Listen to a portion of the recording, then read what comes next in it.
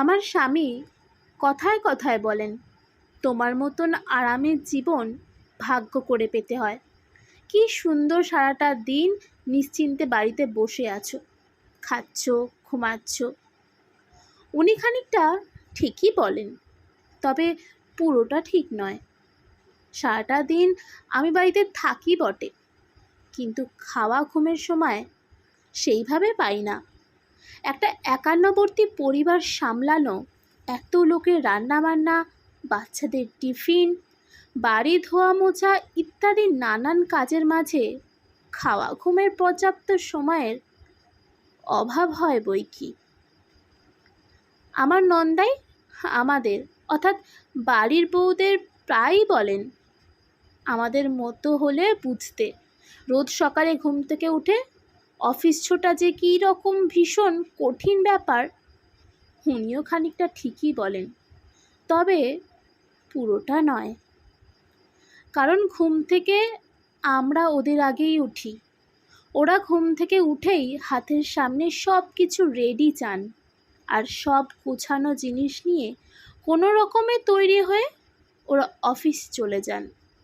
কিন্তু ওই সব রেডি করে দেওয়ার জন্য আমাদের কিন্তু ওদের আগেই ঘুম থেকে উঠতে হয়, বা বলা ভালো রাতে ঘুমই হয় না ভালো করে।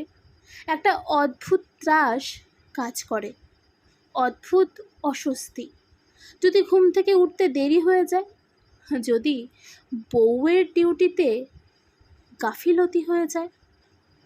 সেই দিন আমার ভাসুর বলেছিলেন, বাইরে বেরিয়ে কাজ করা কাকে বলে তোমরা কোনো দিন বুঝবে না।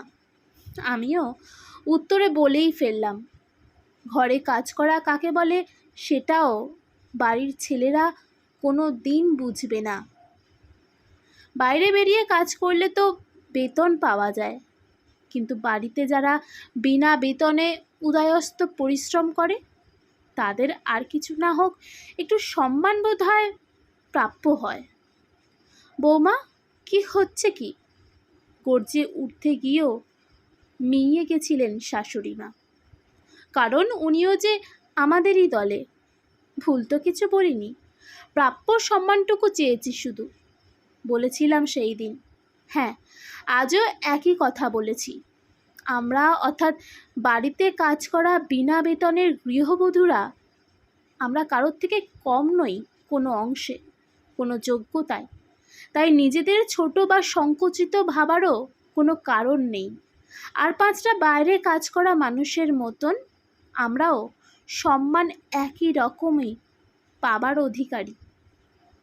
কেউ আমাদের কথায় কথায় ছোট করলে প্রতিবাদ করতেই হবে, কারণ নিজের জন্য নিজেকেই মুখ খুলতে হয়, নিজের প্রাপ্য সম্মানও নিজেকেই আদায় করতে হয়, প্রয়োজনে ছিনিয়ে নিতে হয়। না, এতে কোনো ভুল নেই, কোনো লজ্জাও নেই।